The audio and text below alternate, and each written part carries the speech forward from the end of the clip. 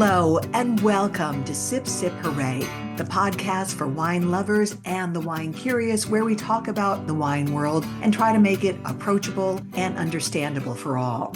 The recent Los Angeles area fires made news around the world for their fast-moving destruction. We all watched in horror as people fled their homes, many losing almost everything. The restaurant and wine world has also felt the impact of the fires as hospitality and wine professionals lost their homes and, in some cases, businesses. On the podcast today, how the wine world is stepping up to lend a helping hand to folks in need. Our guest is Cristie Norman with the United Sommeliers Foundation to talk about who's been impacted and what the hospitality world is doing to help. We are the two Marys who like to eat, drink, and be merry. I'm Mary Babbitt. And I'm Mary Orland. Even though no vineyards burned during the January 2025 Los Angeles wildfires, the LA wine community was and still is being impacted in the aftermath. When the fires broke out, the United Sommeliers Foundation sprung into action.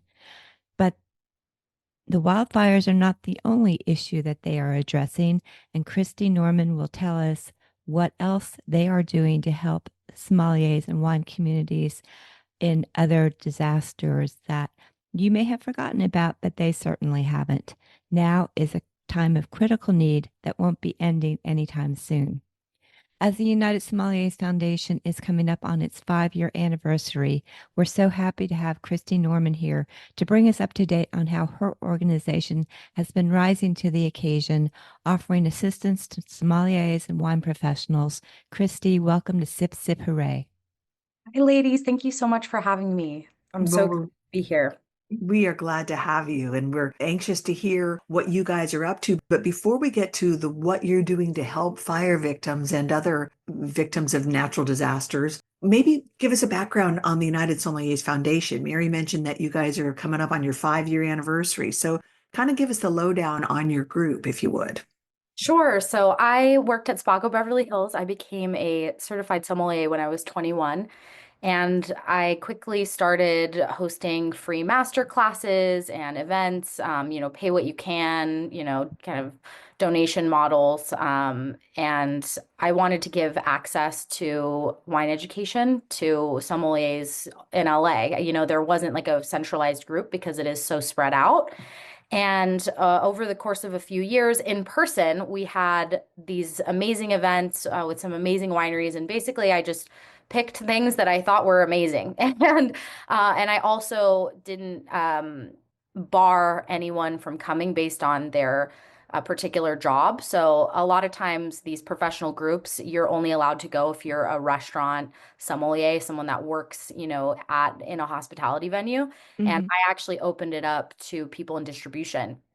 And which, anyone that was studying for an exam was welcome in my educational groups. And those people in distribution ended up inviting all of their accounts. And so suddenly I had, all of the top restaurants in Los Angeles somehow hearing about and coming to our tasting groups, meetings, events, and it was really wonderful. And I had a master class scheduled with Chris Blanchard. He's a master sommelier who ended up co-founding the USF with me. And we had a masterclass scheduled, I believe it was on March 16th. It was the day after restaurants shut down. So Sunday night, we had to make a call. I had 35 people RSVP'd for this incredible tasting of Vine Hill Ranch bottlings, over 3 decades. And the wines were there. Chris's flight was booked, and we decided, okay, well, we have to cancel this. And we were on the phone on St. Patrick's Day. And Chris was like, what are we going to do?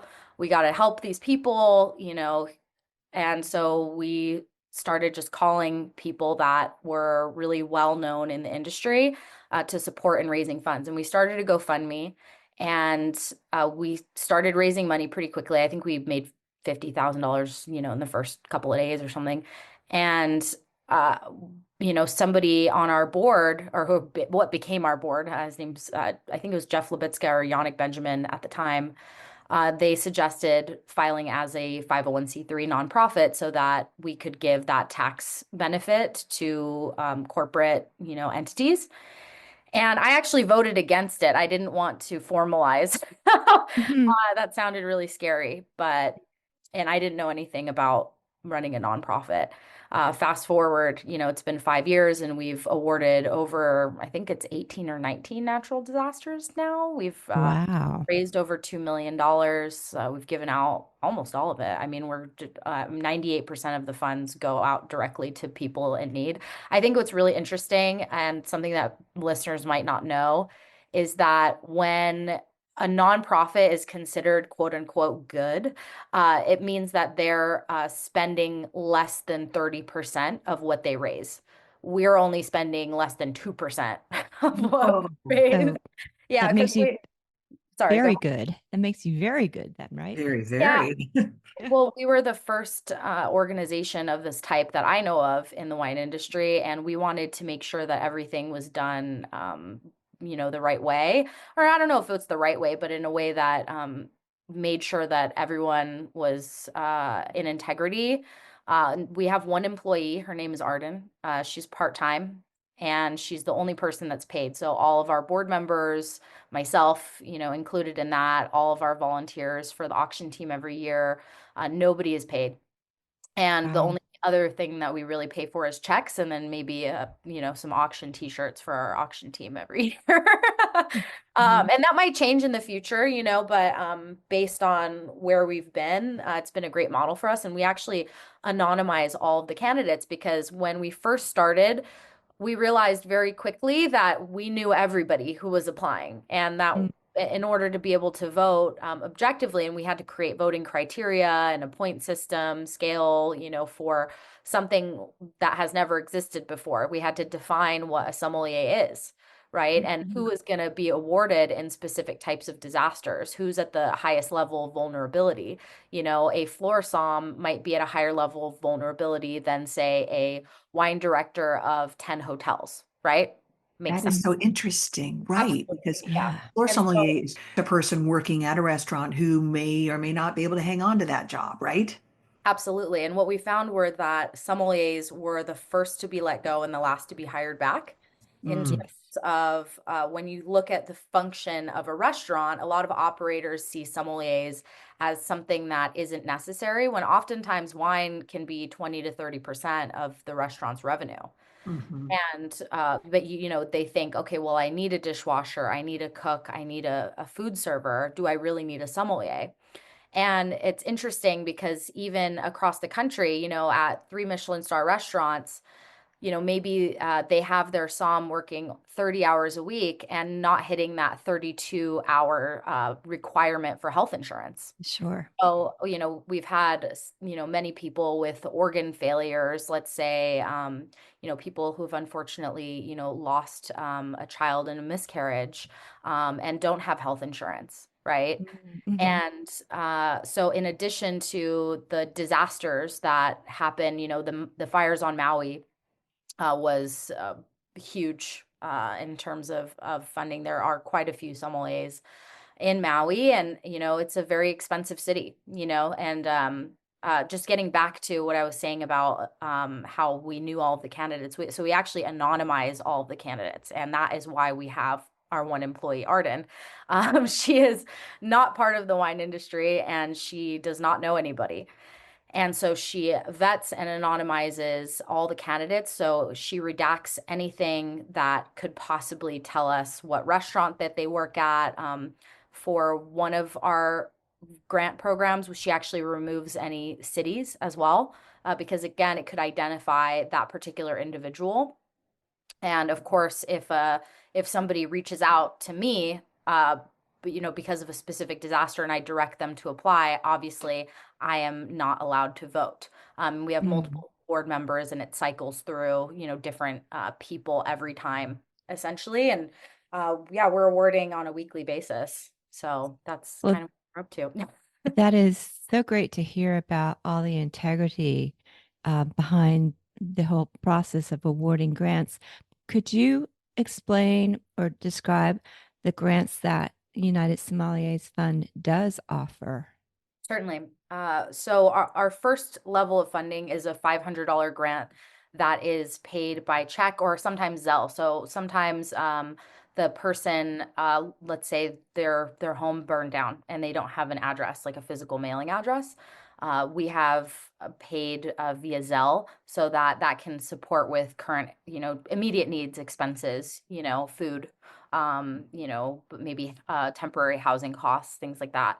And then we have a secondary application, which is a higher level of funding, and it's paid directly to their bills. So specifically, things that we pay are like mortgage or rent, um, car insurance, health insurance, medical bills, hospital bills. We've seen oftentimes too, actually, when we're supporting a bill with a hospital, sometimes the hospital decides to reduce the overall bill, which has been an amazing Oh, that's interesting. yeah, they're like, oh, a foundation's helping you, so maybe we should help you too. Okay, we'll give you some Mm. financial assistance. It's really interesting Yeah. how that how that all works. I don't understand. But essentially, we don't pay credit card bills or anything like that. But we will support. I think during the hurricanes, we paid for some deductibles for cars. There was a lot of cars that were flooded, things like that. Mhm. Um, Mhm. but it's a larger amount, so it does vary, but we have a cap essentially. It's not massive, but it is rather supportive. So I mentioned at the beginning the LA fires, and so it was obviously so terrifying, and the fact that so much of it was filmed and we all watched made it even more surreal for everyone. And I think everyone felt the impact of it far and wide. Tell us about the ways who was impacted in the wine and hospitality world in Los Angeles, some of the stuff that you guys have jumped in to try to help out with. Well, I mean, it was so widespread. So, of course, I was from Los Angeles. So, watching all of the different neighborhoods that I used to Mm.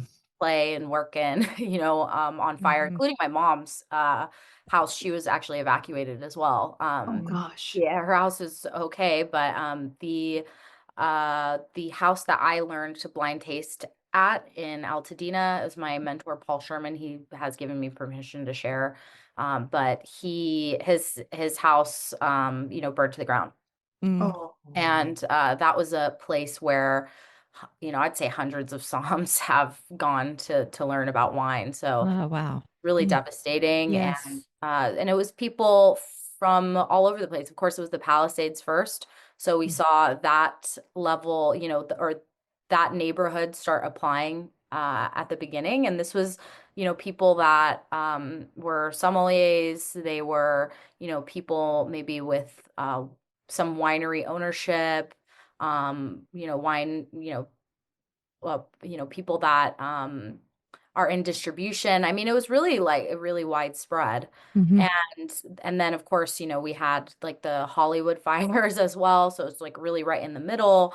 Up north where my mom lives near Santa Clarita. And then of course in the Pasadena, Altadena area. But it was really people of all different types of jobs in the wine business. We found that a lot of restaurants closed for the fires and then didn't reopen. So then the people were affected because now their place of employment decided not to reopen. Um, and so there's so many different ways that people were touched by this. Sure. And I'm Obviously, sure in many circumstances, people not only lost their homes, but also their jobs exactly. Yeah. together. Their homes, their jobs, maybe they have some lung or health issues that were exacerbated by the fire smoke, which made it unable for them to Mm. work. I mean, there's like so many different aspects of this disaster. And it was very challenging, reading some of these applications because, we forget, we think that, oh, it's just the fire. But then, on top of it, somebody's dealing with, a complication with a pregnancy or a hit and run or, an injury, a chronic illness. These are all things that we support with as well. So I hope that answers the question. Well, Uh, in terms of how many people we're talking about, do you have a ballpark? How many people were impacted just from the wine slash hospitality kind of world? Well, what's really interesting is I think wine people, and especially wine people in Los Angeles, are very resilient and don't want to request support sometimes. I think that's why we chose to have our applicants be anonymized because, I think a lot of times, we don't want to request support. I know that I've felt that many times in my life. And so, although I have a list of, mailing list of 400 sommeliers from Santa Barbara to San Diego, we probably had somewhere in the ballpark of, I don't know, 100 apply overall, maybe. But I'm not sure what the number is without the vetted candidates, but I think there was Mhm. 100 vetted. Right. And as we mentioned in our intro, the need happens when the disaster happens immediately, but then in the aftermath, the months, the years after, there's still a need. And you mentioned off when we were talking off mic, that you're supporting people who suffered through Hurricane Helene and some other natural disasters. Can you talk about the scope of the disasters and issues you deal with? Yeah, absolutely. So what we find is the week of the disaster, typically people are not applying. And that's to be expected. And so, Sure. well, if you're listening to this and, you have a situation or, something that's happened to you and it's, 2, 3, 4 or 5 weeks after the disaster, you're in a normal spot if you want to still apply. We keep our applications for emergencies open for quite some time. So, I mean, we're looking, 2 months, at least to make sure that people have ample time because sometimes you're just not at a space to be able to fill out an application, right? I mean, Right. Yeah, sure. based on what you're going through. And so, the fallout, and, it also takes a long time to get people money sometimes, sometimes, like, for instance, with the fires on Maui, for instance, or we have several people from the hurricanes that happened, and they said, "Hi, my house, was completely destroyed, and they're waiting to be accepted for a new place of residence." So sometimes we'll put down, first and last deposit type of thing. And Hmm. so they have up to 1 year to use their grant. So if they want to defer it, a little bit to and say, hey, I want to wait to put this towards a down payment or something like that, they Hmm. absolutely can. And sorry, if you tell me again where you get the funding to be able to help all these different people. Well, a lot of different places. We've had, hundreds of wineries donate. I had, just as a board, I think we all had a very grassroots type of approach to fundraising from the beginning. I mean, we had so many different wineries, brands, importers, distributors, donating what they can. We have an auction every year, which was hosted by Zacky's the last 3 years online. And then, of course, we have significant financial donors. So Bouchain Winery in California, they donated 25,000, which we just announced a couple of days ago, specifically for LA fire victims, which is not difficult for us to do, considering the amount of people and the scope and whatnot, and how, applications are still trickling in and whatnot. There was a benefit on Sunday at a restaurant called Arden, which was very confusing because our employee's name is Arden. Right. And so the emails were rather confusing there. We've had co-brand donated 100,000 back at the beginning. Opus One donated 25,000. Demina Estates has been a significant donor. 100 Mm. Acre is probably our largest donor. Our board member, he's actually the CEO of 100 Acre. His name's Landon Patterson. He's incredible. He's been a wonderful addition to our board.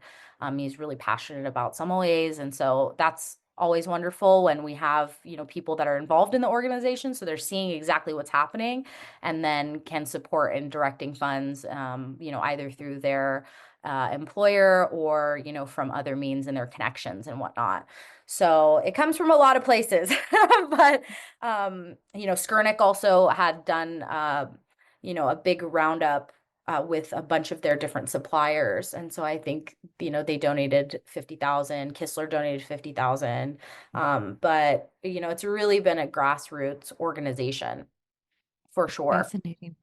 Can you talk about the makeup of your board? Who's on it? Yeah, absolutely. So it's myself. I run a restaurant called Delilah at the Wynn in Las Vegas. We're a modern supper club. And then my vice president is Eric Siegelbaum. So he's been an educator and sommelier, wine director for many, many years. He's the educator for the Smithsonian. I have Jessica Palatka. She's actually the head of the Department of Labor. And she for the US government. Mm. So, before this administration, she oversaw 155,000 employees, and she's been incredible in terms of supporting, just with a lot of uh, the the legalities and just being a fantastic resource in terms of creating more structure. Philippe Andre, he is I don't know what his title is, to be honest. He's like a vice president business strategist for a champagne brand, Heidsieck. And then Tanya Pitts, oh my goodness, she's amazing. She's super philanthropic. She's a wine director at One Market. She's actually also nominated as a semifinalist for James Beard.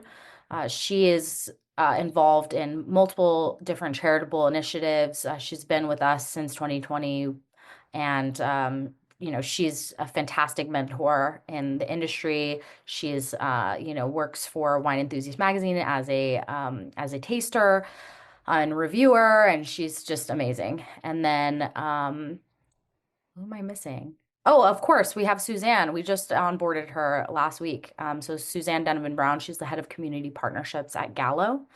And she is fantastic in terms of PR, and she's really supporting us in professionalizing the organization and really creating that 5-year plan so that we can create a little bit more structure. We've done it this way for 5 years. Which I'm actually very grateful that we've done it with such low overhead and like, in this community effort way, because, we've had some significant organizations in the wine business that I felt like were very, very solid, say that they're furloughing all their employees and shutting down operations, Mhm. Mm, right? right. And That's another challenge altogether. What's yeah. happening?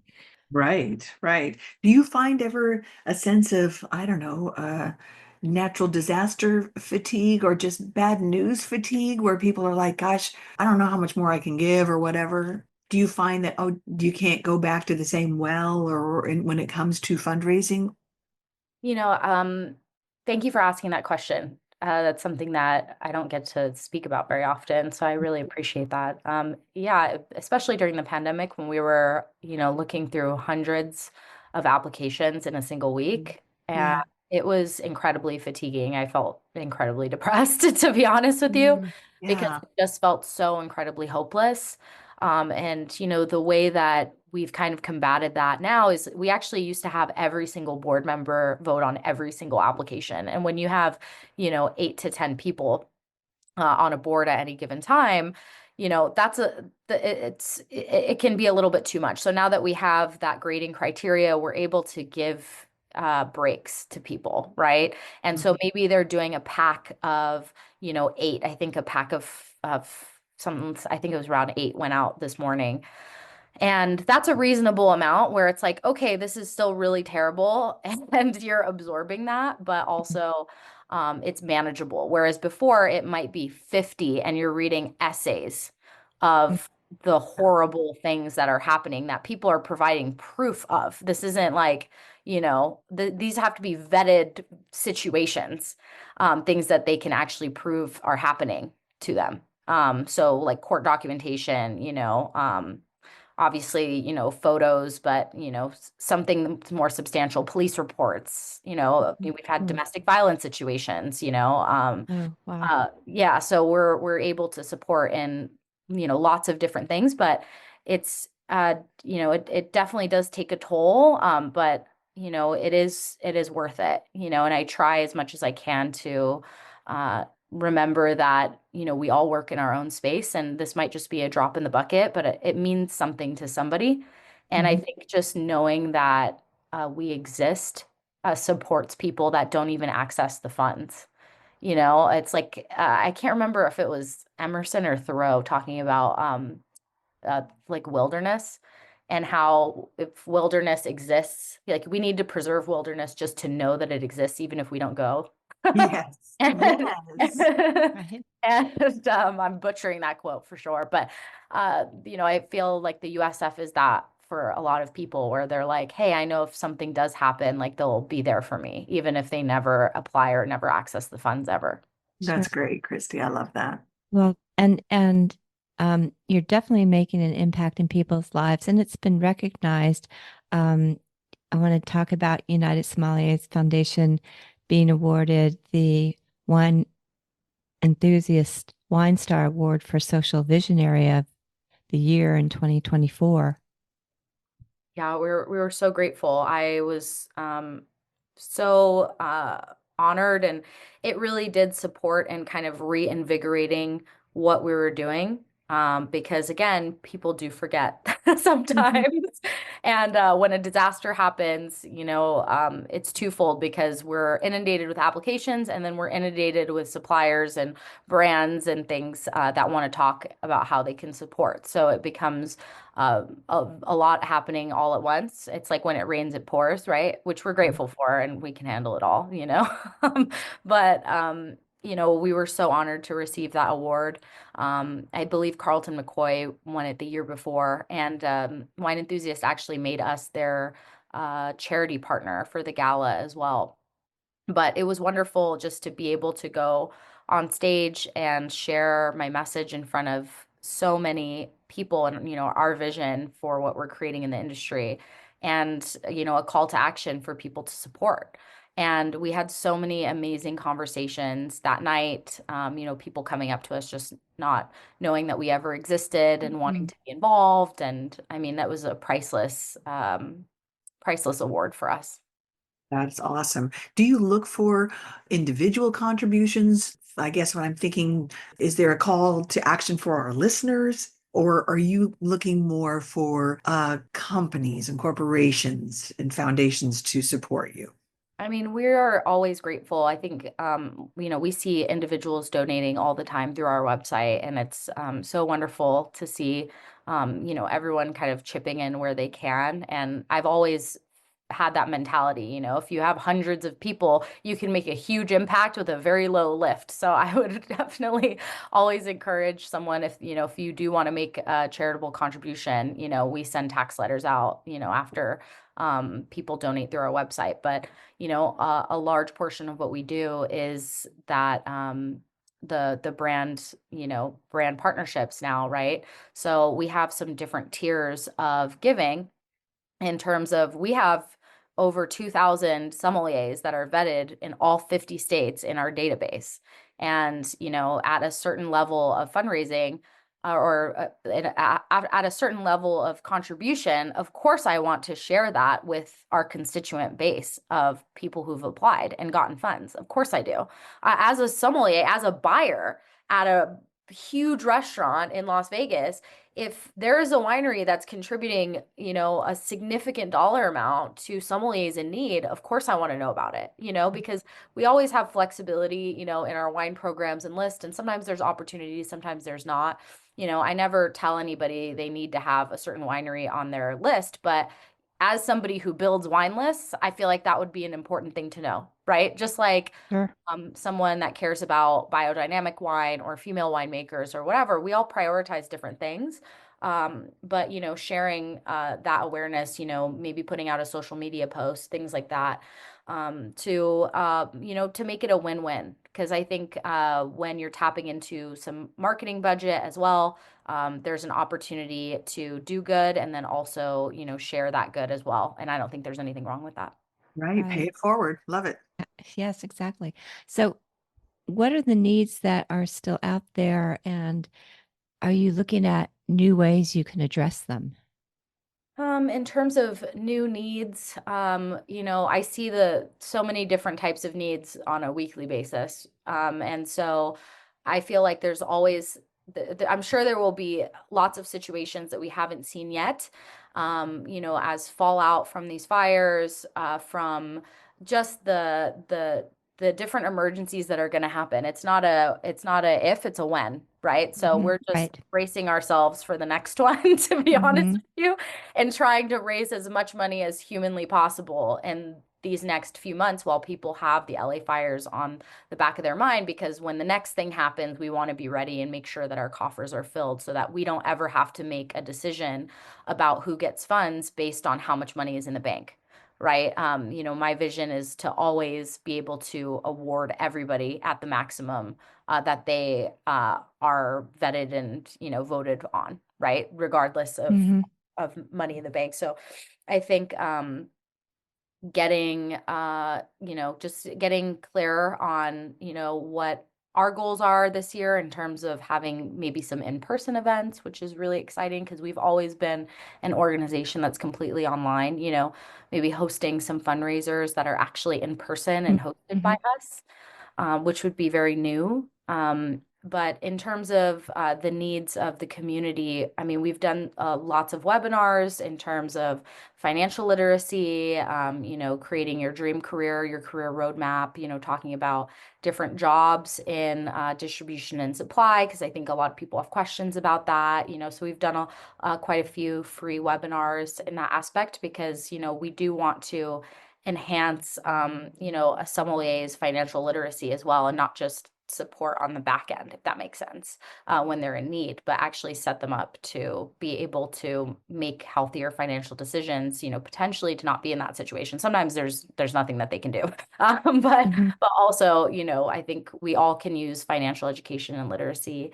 We also have a scholarship program through Randy Lewis, that honors his late wife, Debbie Lewis. So I believe this is the third or fourth, I think this is the fourth year that we've done it, or it's about to be posted.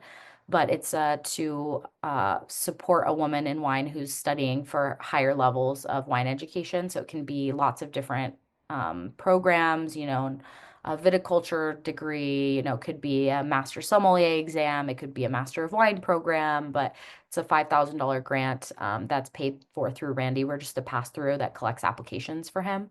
But we try to do lots of different things, but we're not a mutual aid organization, right? Different types of charities are set up differently. And so, right now our primary focus and goal is to just give out those grants and make sure everything is anonymized and done fairly, and to, support as many people as we possibly can and spread that message because we need people to apply as well, right? Hmm. Yeah, absolutely. Right.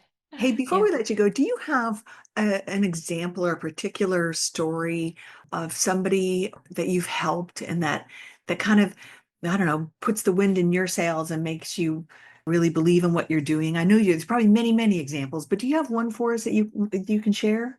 Uh, I'm deciding which one without being too specific because Right. I know we don't I want don't to. want to identify the individual. Right, but like, so the kind of difference you're able to make, to kind of humanize it for us.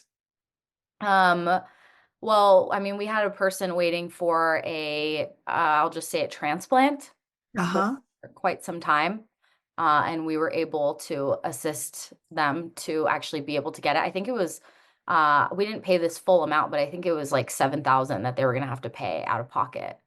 Um, Wow. there was another situation again, like the health insurance thing really just blows my mind. So this person working this in a 3 Michelin star restaurant, and they did not qualify for health insurance because they only worked 30 hours a week, and they had an organ collapse and they were hospitalized, and their bill was like upwards of $20,000, Mm. and so we were able to support, and then the hospital actually reduced their overall like bill because of what we did. I mean, gosh, I can't, there's so many. Like, again, like somebody loses their, like, unfortunately, like their spouse passes away, and their parents pass away, and there's a chronic illness, and it all hits at the same time. Somebody gets in a car accident and breaks two very important limbs, I'll just Mhm, say. mhm, mhm. The week that they were supposed to start a new job. So they just, let's say, move to a brand new city that's extremely expensive, and then they break two limbs Mm. at the same time. We've had people that, there's, I'm just trying to think. Yeah, I mean, basically like lost my home, lost my car, child has a medical condition, like a disease, sometimes it really does rain. When it rains, it pours. I've had, like last month, we had someone in a very serious domestic violence situation. Their entire, place had been destroyed, and that was very scary, you know? Mm, And so we were able to mhm. support them getting on their feet. But I hope that, is that helpful? Yeah, Yes, yeah, Okay. yeah, it is. It just it shows the breadth of all the issues that United Sommeliers Foundation, excuse me, addresses. And it's not just, as we were talking about, the natural disasters get all the attention, but it's all these other kind of day-to-day right. issues that nobody really thinks about until they're in Right. them. The Yeah. slings and arrows that we all go through at different times, and if without adequate insurance, things can quickly collapse for people. And so it's nice to know there's an organization like yours for folks in the industry that we love. We all love going to restaurants, and we all love enjoying great wine, and we rely on wine professionals to help us through those experiences. But it's also nice to know that they're being taken care of. Yeah, absolutely. And I will say that, the person has to have lost their job at no fault of their own. So if they get fired or something for drinking on the job, like they don't qualify, right? Right. Um, Understandably. but we accept awards, every day of the year. So if there's a situation that's not linked to a disaster, yeah, everything in between, lots of car accidents, lots of hit and runs, lots Mm, of, just assaults. I mean, like, like lots mm. of things that involve the police, Wow. cancer, lots of cancer, injuries, situations where someone was, furloughed, and then, something else terrible happens at the same time. I mean, just, there's so many things, and we're always accepting, applications. So please apply if you're listening to this and you need support. We're here. And we will post links to that on our website in our show notes. Absolutely. Well, Cristie Norman, thank you so much for your compassion and the clear and thoughtful way you've described the good work of the United Sommeliers Foundation, and keep up that good work. What a difference you've made. And you must sleep well at night knowing that you've genuinely helped people. Thank you so much. I really appreciate that. It was such a pleasure speaking with both of you.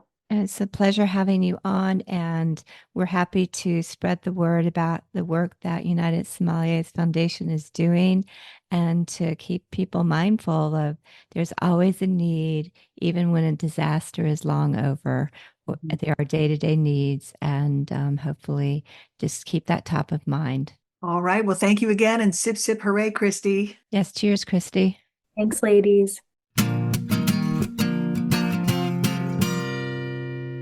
Mary Babbitt, what an amazing thing that the United Sommeliers Foundation is doing. Cristie launched this in the wake of the pandemic, and to hear all the stories about how they help and the types of situations they help out. It's not just natural disasters, which are always, immediate, but the day-to-day situations that so many sommeliers are facing in their lives. Right. We hear the disasters get a lot of attention, but it's the daily cuts and slices to our way of life and our health and our well-being. And to be able to make a difference for people like that, thank goodness for Cristie, and thank goodness for the people and the companies and the wineries that are supporting her. Absolutely. And she's so clear on the integrity of the organization. What the 98% of their funds go directly to people. So this is an organization you can feel good about. And I love that. So. And if you do feel like contributing, then we will have that information on our website at sipsiphooraypodcast.com. Yes. And that's another great place to find us and all of our past episodes. If you would like to go back and listen to other episodes that we've aired, please do. And you can also find us on social media at Sip Sip Hooray Podcast. And we have a Substack, and we are Sip Sip Hooray Podcast on Substack, and you can subscribe and get an email notification when we drop new episodes. And we'd also love it if you subscribe on whatever platform you are listening to this podcast on. So you'll get the new episodes immediately. And also, please rate us. Please share the episode. Please write a comment. It helps people discover the show. Well, thanks so much for listening. We enjoyed the conversation. We hope you did too. And I'm so glad to know there's people like Cristie out there doing great work. It's not just about drinking good wine. It's also about being good people. So good for her. That's what wine is all about. It's a community. All right, Mary Orland, cheers to you. Cheers and sip, sip, hooray. Sip, sip, hooray.